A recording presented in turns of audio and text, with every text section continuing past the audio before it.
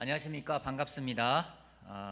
같이 또 말씀을 나눌 수 있어서 너무 감사하고, 우리 정재현 형제가 참 여러 가지로 많은 삶에서 경험들이 있는데 그 경험들을 나눠주셔서 정말 감사하다는 생각이 듭니다. 이제 정재현 형제 집에서 식사는 이제 오늘 마무리하고요. 다음 주부터는 저희 집에서 모시겠습니다. 네. 아, 그동안 골프장을 봤다면 이제는 여러분들은 북한산을 보게 될 것 같습니다. 네. 자, 지난 시간 저희가 하나님과의 첫사랑 회복을 위한 메타노이아, 회개에 대해서 배우는 시간들을 가졌었는데요. 그 전에 우리 또 저기 노윤경 자매 가족 같이 와 있는데 우리 너무 환영하고 반갑습니다. 네.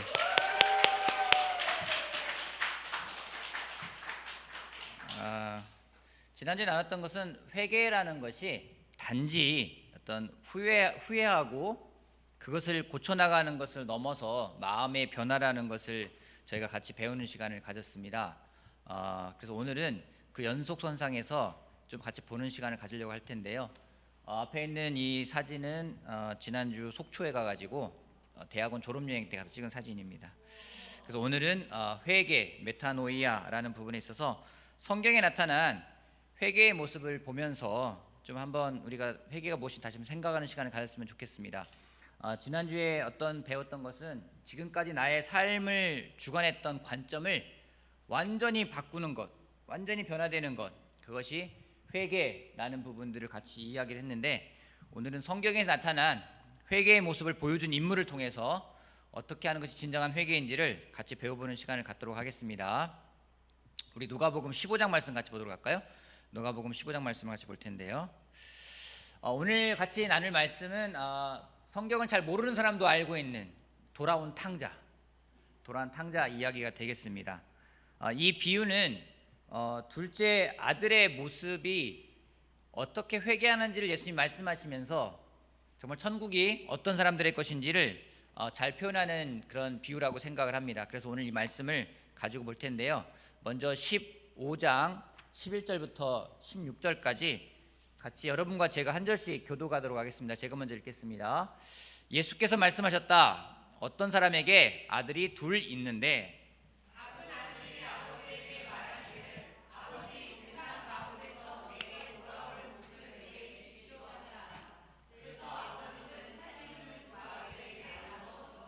며칠 뒤에 작은 아들은 제 것을 다 챙겨서 먼 지방으로 가서 거기서 방탕하게 살면서 그 재산을 낭비하였다.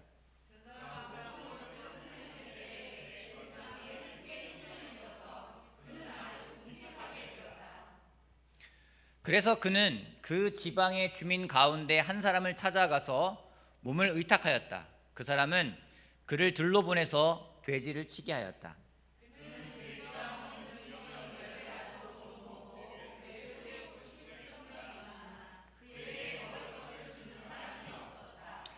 둘째 아들의 모습입니다. 자신의 뜻대로 살고 싶은 아들이 왠지 아버지 집에 있는 게 얽매인다는 생각이 들었던가 봐요. 그래서 아버지에게 재산을 주십시오라고 하고, 당시에는 가당치도 않은 조건을 내걸고 집을 떠나 삶을 살아가게 됩니다. 많은 재산을 가지고 마음대로 살아갑니다. 자기가 하고 싶은 자기의 생각대로의 삶을 살아갑니다. 근데 그에게 돌아온 것은 무엇이었나요? 그에게 돌아온 것은 상처, 실망, 아픔이었습니다. 어쩌면 그가 믿었던 것이 돈인지 모르겠어요. 하지만 그것이 가져다 준 것은 무엇인지 상처였습니다. 그가 친구, 관계를 믿었는지 모르겠습니다. 하지만 그로부터 받은 것은 무엇인지 실망감이라는 겁니다. 여러분, 이런 상처, 실망감을 느낀 이 청년이 어떻게 반응하는지를 보면은 참 하나님이 놀랍다는 걸 볼 수가 있습니다. 우리 15장 17절 말씀부터 볼 텐데요. 17절 말씀만 보겠습니다. 같이 한번 읽어볼까요? 17절. 그제서야, 시작. 그제서야 그는 제 정신이 들어서 이렇게 말하였다. 내 아버지의 그 많은 품꾼들에게는 먹을 것이 남아 도는데 나는 여기서 죽는구나. 상처, 실패가 이 청년에게 준 것이 있습니다. 그것은 무엇인지 그제서야 그는 정신이 들었다고 이야기하고 있어요. 아들에게 있어서 아버지를 떠나면 기쁠 것 같고, 돈이면은 자기가 원하는 걸 다 할 수 있을 것 같은 생각이 들어서 행복할 것 같았지만은 그에게 돌아온 것은 상처였습니다. 자신과 영원히 함께할 것 같은 친구들로부터 받은 상처.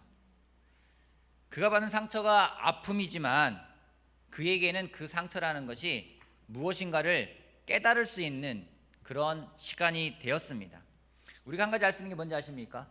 상처라는 게 꼭 나쁜 건 아니에요. 그것이 오히려 하나님의 뜻을 더 알 수 있게끔 하나님이 도구로 사용하실 때도 있다라는 겁니다. 청년이 돌이켜 깨달았다고 돼 있어요. 그제서야 정신이 들었다라고 이야기를 합니다. 그런 경험 있습니까? 아, 나 정신 차렸어 라고 생각할 때가 있죠. 여러분, 이게 깨달았다, 내가 무엇인가를 깨달았다, 내가 제정신이 되었다 라는 건 무엇을 말하는 걸까요? 어떤 상태가 그런 상태입니까? 제정신이 아니었는데 제정신이 되었다. 그건 어떤 때를 말하는 거예요? 어떤 상태를 말하는 거예요? 이성적인 사고방식을 갖게 되었다. 크게 말하세요. 틀렸다라는 걸 알게 되었다. 깨달았다라는 것이 무엇일까 생각을 하니까 어떤 상황이나 사건 또는 사람들과의 관계를 온전하게, 객관적으로 정확하게 이해하게 된 상태를 말하는 거라 생각을 합니다. 이 청년이 깨달았대요. 드디어 메타노이아, 회개가 일어나기 시작한 겁니다. 기존의 방식으로는 생각할 수 없었던 것들을 드디어 올바른 방식으로 생각하면서 이해하게 된 것. 그런 사람이 많을지 모르겠지만 학교에서 혹시 공부할 때 정말 이 문제는 안 풀려라고 생각되는 게 있잖아요. 그런 경험 있으십니까? 대부분 고개가 끄덕이지 않는 걸 보니까 그런 경험 없으신 것 같아요. 아니면 여러분 그렇지 않습니까? 삶에서 어떤 문제에 봉착했는데 이 문제를 어떻게 풀어가야 되지? 도대체 답이 없는 것 같은데 어느 순간 깨달을 때가 있어요. 아, 이렇게 하니까 되는구나. 기존의 방식으로는 풀 수가 없지만 새로운 방식으로서 그걸 풀어가게 됐을 때, 그 방식을 알게 되었을 때 우리는 깨달았다고 표현합니다. 이게 생각의 전환인 거예요. 변화가 일어난 겁니다. 여러분, 계시록 2장에 이런 말씀이 있습니다. 계시록 2장 4절 말씀을 같이 한번 보도록 할까요? 계시록 2장 4절 말씀 앞에 제가 같이 한번 보겠습니다. 그러나 너에게 나무랄 것이 있다. 그것은 내가 처음 사랑을 버린 것이다. 하나님이 첫사랑을 잃어버린 사람들에게 뭐라 말씀하셨는지, 그러므로 내가 어디에서 떨어졌는지를 생각해내서 회개하라고 이야기를 하고 있어요. 그 얘기 뭔지, 내가 지금 어디에 서 있는지 올바르게 이해하는 것, 그것을 봐야 될 것을 올바르게 보는 것, 내가 어디서부터 빗나갔는지를 알게 되는 것, 그것이 바로 회개의 시작이라는 겁니다. 이 청년이 깨달았어요. 뭘 깨달았나요? 자신과 아버지 상태를 기존과는 전혀 다른 시각으로 본 거예요. 아, 아버지 집에는 많은 품꾼들이 있는데 그들은 먹을 것이 많은데 나는 여기서 굶주려 죽게 되었네? 드디어 자기의 상황을 올바르게 인식을 하게 된 겁니다. 기존과는 다른 관점, 왠지 아버지 집에 있으면 얽매일 것 같았고 부담스러웠던 것이 지금 다른 관점으로서 정확한 관점으로 보게 된 것, 그것이 바로 메타노이아라는 겁니다. 그것이 회개라는 거예요. 올바른 관점으로 보면 무엇이 보일까요? 여러분, 정확하지 않은 관점으로 보다가 올바른 관점으로 보게 되면 무엇이 보일까요? 그때 볼 수 있는 것은 무엇인지 자신의 죄를 보게 되는 거예요. 아, 이렇게 된 것이 나의 죄의 결과구나. 그렇기 때문에 그 깨달음이 회개라는 것을, 뭔가 변화라는 것을 가져올 수 있게 되는 겁니다. 여러분, 죄는요, 올바른 관점으로 볼 때만 회개할 수가 있는 거예요. 그렇지 않으면 어떻게 됩니까? 죄책감을 없애기 위해서 합리화시킵니다. 올바르게 보지 않았기 때문에 나만 그런 게 아니야, 다른 사람도 그래 라면서 일반화시킵니다. 하늘의 거짓말 같은 것들이 그런 거예요. 뭐 나만 하나? 다 하잖아. 올바른 관점이에요? 아니에요. 하지만 하나님이 주시는 그 올바른 관점으로 보게 되었을 때 드디어 이것이 잘못된 것이구나, 이것이 죄구나라는 걸 알면서 그때 진정한 회개라는 게 일어난다라는 겁니다. 또 반대로 그렇지 않은 경우에 올바른 관점으로 보지 않으면 일반화시키거나 아니면 자포자기 해버려요. 내가 뭘 하겠어. 여러분, 우리가 깨어서 생각해야 될 것은 무엇인지, 사탄이 우리를 공격하는 방법이 이런 거라는 겁니다. 죄가 죄인을 모르게 만들어요. 아니면 거기서 포기하게 만들어 버립니다. 하지만 이 작은 아들은 다른 반응을 합니다. 그가 올바르게 깨달았을 때, 그에게 메타노이아가 일어났을 때 어떤 일이 벌어지는지 15장 18절부터 19절까지 한번 읽어보겠습니다. 같이 한번 읽어볼게요. 시작. 내가 일어나 아버지, 내가 하늘과 아버지 앞에 죄를 지었습니다. 나는 더 이상 아버지의 아들이라고 불릴 자격이 없으니 나를 품꾼의 하나로 삼아 주십시오. 그가 드디어 올바르게 알고 올바른 결단을 하게 합니다. 여러분, 우리가 회개했다고 말할 때 막 슬퍼하고 울고 내가 이렇게 하겠습니다라고 이야기를 하지만은, 진정한 회개는 관점의 변화는 슬픔이나 자포자기가 아니라 거기에서부터 벗어나서 뭔가 새롭고 진지한 결단을 하게 된다는 겁니다. 그러게 회개예요. 진지한 결단이 소반되지 않으면 그것은 회개라고 할 수가 없는 겁니다. 그런 진지한 결단이 결단으로만 끝나는 게 아니에요. 그 다음에 일어나는 행동을 보겠습니다. 20절 말씀부터 보겠습니다. 20절부터 21절까지 한번 읽어보겠습니다. 그는 일어나서 시작.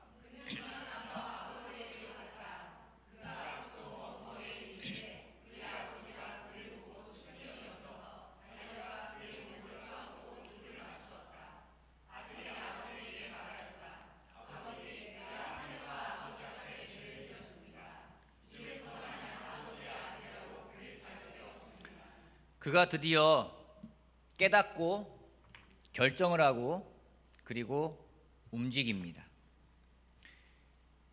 이게 회개라는 거예요. 깨닫고 자기의 죄를 보고 그리고 결정을 하고 드디어 자신의 그동안에 살았던 삶의 방향을 바꾸어서 아버지에게 돌아갑니다. 그러기에 회개라는 것은 방향을 바꾼다라는 의미가 있는 거예요.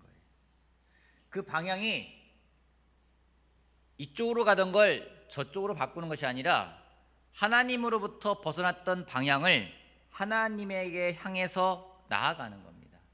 근데 우리가 착각하는 것이 있어요. 어떤 사람이 그럽니다. 교회를 떠나요. 떠났다가 어느 날 교회에 돌아와요. 그럼 우리가 뭐라고 합니까? 그 사람 회개했어 라고 이야기를 해요. 맞는 말일까요? 반은 맞을 수 있고 반은 틀릴 수 있습니다. 교회에 나오고자 하는 것이 내가 하나님에게 방향을 바꾸었기 때문에 나오는 반응이라면 그것은 맞는 겁니다. 하지만 단지 그 모임에 나오겠다고 방향을 바꾼 것은 회개가 아니라는 겁니다. 여러분, 온전하게 회개하지 않을 때 어떤 일이 벌어지는지 아십니까? 온전하게 회개하지 않으면요, 그 사람은 떠날 가능성이 또 많아요. 회개는 방향을 하나님에게 바꾸는 겁니다. 근데 우리는 방향을 사람에게 바꿀 때가 참 많이 있어요. 내 방향을 바꾸는 것이, 내가 청해 가는 방향을 가는 것이 사람이나 어떤 의견이나 생각으로 바뀔 때가 있어요.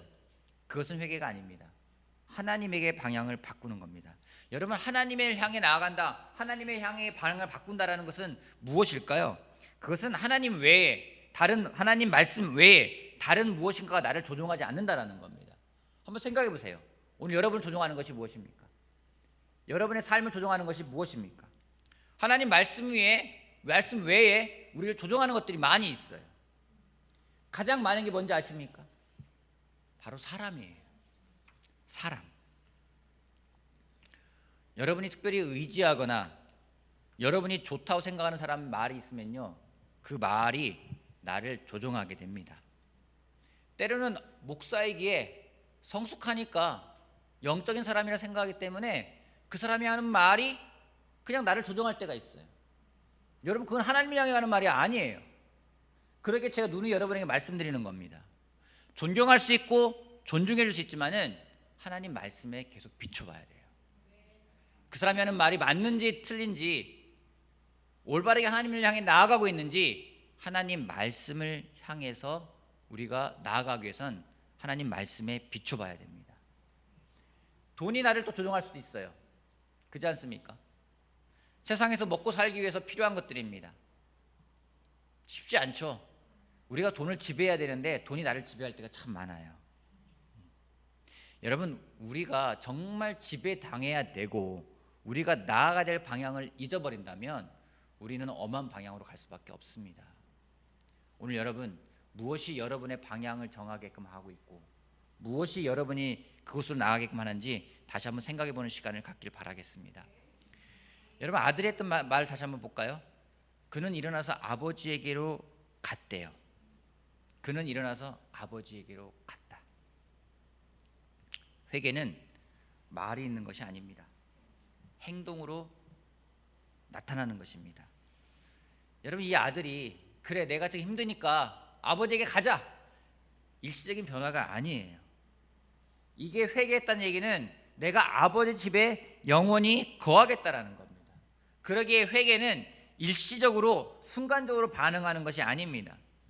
이 아들은 자신의 그 상태를 계속 유지하겠다라는 거예요. 근데 우리가 어떻습니까? 특별히 저는 그런 경향이 많아요. 욱하는 성향이 있어요. 그렇게 보이십니까? 욱할 때가 있어요. 그리고 굉장히 감정적이에요. 기분파에라 속할 때가 있어요. 우리 옛날에는 기분파라고 했죠. 그래서 어떤 결정을 하고 행동할 때 감정적으로 결정할 때가 되게 많아요. 어떤 때는 영적인 것 같지만은 막 감정적으로 내가 울컥해가지고 그래 내가 하나님에게 이렇게 해야지 라고 생각할 때가 있어요. 그런 적 있으십니까? 갑자기 막 마음이 동요가 돼가지고 막 여러분의 마음이 어떤 결정을 하게 되고. 성령님이 할 수 있겠습니다. 하지만 때로는 내가 내 기분에 취해서 방향을 정할 때가 있어요. 그리고는 후회합니다. 그런 적 있으십니까? 내가 일주일 동안 내가 뭐를 금식하겠어 한 다음에 그 다음 날에서 후회하잖아요. 내 커피를 내가 한 달 금식하겠어 한 다음에 한 3일 지나면 커피 마시고 싶은데 괜히 한 달이라고 얘기했네. 내가 3일 금식하겠어 이런 다음에 갑자기 하루 지난 다음에 하루만 할걸, 이런 마음이 들잖아요. 그죠? 왜 그런 결정을 하게 되는 걸까요? 그것은 회개가 아니에요. 단지 감정적인 결정일 겁니다. 회개는 한 번으로 끝나는 게 아니라 지속적으로 그 방향으로 가는 거예요. 그럴 때는 한 번의 결심으로 해결되는 게 회개가 아닙니다. 매일매일 결심해야 되는 겁니다. 우리가 왜 매일매일 성경을 읽어야 될까요? 왜 매일매일 날마다 십자가에 못 박으라고 했을까요? 날마다 나를 왜 죽이라고 했을까요? 그러지 않고는요 우리가 하나님을 향한 방향으로 갈 수가 없기 때문입니다. 그렇기 때문에 회개가 이루어지는 것은 그렇게 순간적으로 이루어지는 것은 아니라는 겁니다. 회개는 말로 되는 게 아닙니다. 제가 지난주에 설교를 준비하면서 정말 깜짝 놀라는 한 영상을 하나 봤어요. 메타노이아라는 단어를 찾으면서 검색을 하면서 이걸 어떻게 설명하고 있나를 찾아보는데 한 분이 메타노이아에 대해서 설명을 하는데 너무 정확하게 설명하는 거예요. 개념도 정확해요. 설명도 정확해요. 예수님이 왜 회개해라 천국이 가까웠다고 말씀하셨는지 설명을 하는데 그 내용도 정확해요. 근데 이걸 누가 설명한지 아십니까? 스님이 설명하고 계셨어요. 스님이 불교만이 아니라 우리가 유교도 알아야 되고 천주교도 알아야 되고 기독교도 알아야 된다면서 기독교의 핵심이 무엇인지를 가리키면서 회개하라 천국이 가까웠다는 예수님 말씀을 통해 가지고 회개가 뭔지를 가리키는 거예요. 너무 정확해요. 깜짝 놀랐어요. 어떻게 저렇게 잘 가리키지? 여러분, 제가 생각한 건 뭔지 아십니까? 회개는요 이론이 아니에요. 머리로 막 생각을 합니다. 회개, 그래 내가 회개했나 안 했나, 내 지금 가고 있나 안 했나. 여러분, 머리로 변화되는 게 아니라 내 마음에서부터의 변화예요. 여러분, 마음이 변화된 사람은 어떤 결과를 갖고 오는지 아십니까? 삶으로부터 변화가 일어나게 돼 있습니다. 삶으로 내 변화를 이뤄내지 않으면 그 사람은 위선자가 됩니다. 또는요 내가 변하지 않고 머리로만 많은 걸 알게 되면은 어떤 일이 벌어집니까? 사람을 판단하게 됩니다. 그래서 진정한 회개한 사람에게는요 삶의 변화라는 것이 있게 됩니다. 여러분, 오늘 변화된 삶을 살고 계십니까? 마음의 변화가 여러분들의 삶으로 연결되어지고 있습니까? 저는 어떤 머리의 변화, 단지 어떤 생각의 변화로 그치는 것이 아니라 그것이 삶의 변화로 이어지는 진정한 회개가 있기를 다시 한번 여러분들에게 권합니다. 여러분, 이 아들이 회개했어요. 이 아들은 왜 회개할 수 있었을까요? 자, 잘 들어보세요. 이 아들이 마음의 변화가 일어났어요. 그래서 어떻게 했습니까? 아버지에게 갔어요. 이 아들이 마음의 변화가 일어나서 아버지에게 갈 수 있었던 이유는 무엇일까요? 배가 고파서? 잘 생각해 보세요. 이 아들이 회개라는 걸 하고 아버지를 향해 갈 수 있었던 이유는 무엇일까요? 아버지에게 받은 사랑, 네. 진정한 회개를 했기 때문에. 아버지가 뭘 했죠? 맞아요. 아버지가 기다렸어요. 탕자를 기다리는 아버지. 아버지가 어떻게 기다렸죠? 아버지가 어떻게 기다렸습니까? 아버지가 기다린 방법은 뭐예요? 단 한 가지예요. 그 자리에 계셨어요. 만약에 아버지가 이사 갔어 봐요. 작은 아들한테 알리지도 않고 이사 갔어요. 그럼 아들이 회개했는데 어디로 가요? 갈 데가 없어요.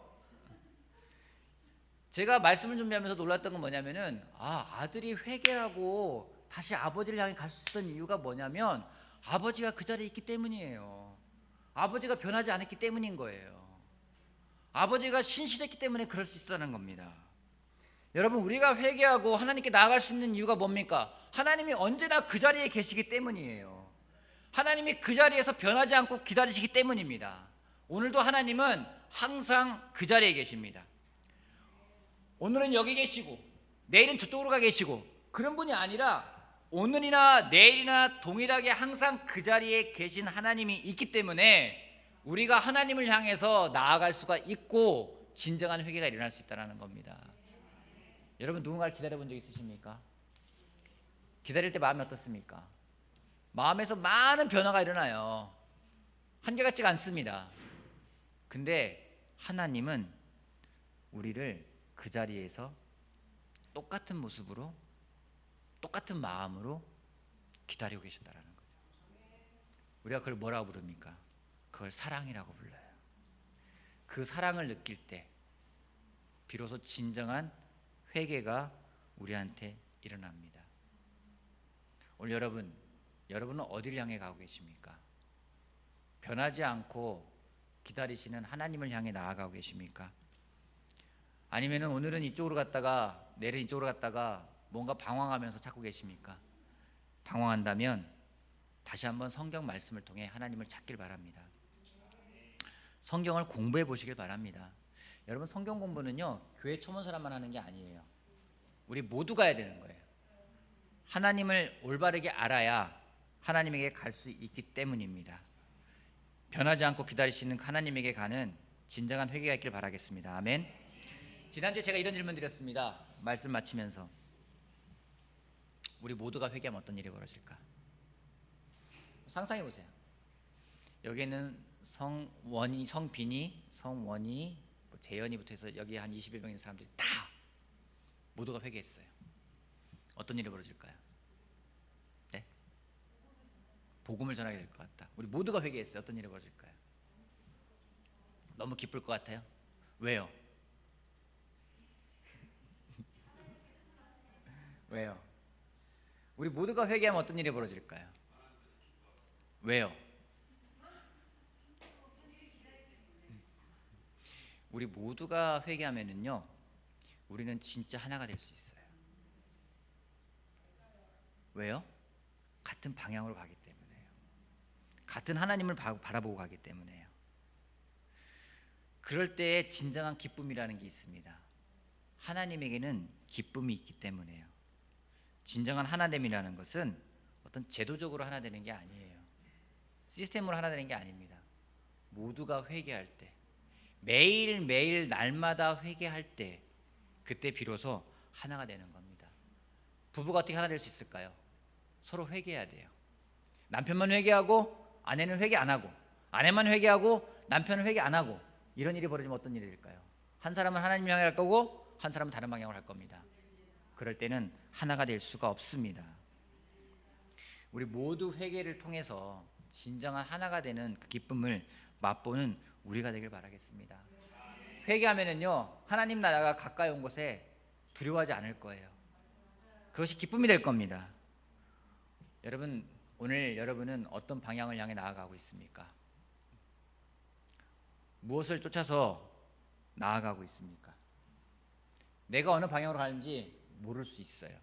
모르는 경우가 대부분입니다. 그러기에 주변에 있는 사람에게 물어보세요. 같이 시간을 보내세요. 그리고 내가 어디 가고 있는지 도움을 구해보세요. 그리고 어디로 가야 될지 모르겠다면 같이 기도해 보시길 바랍니다. 같이 말씀을 통해 공부해 보시길 바랍니다.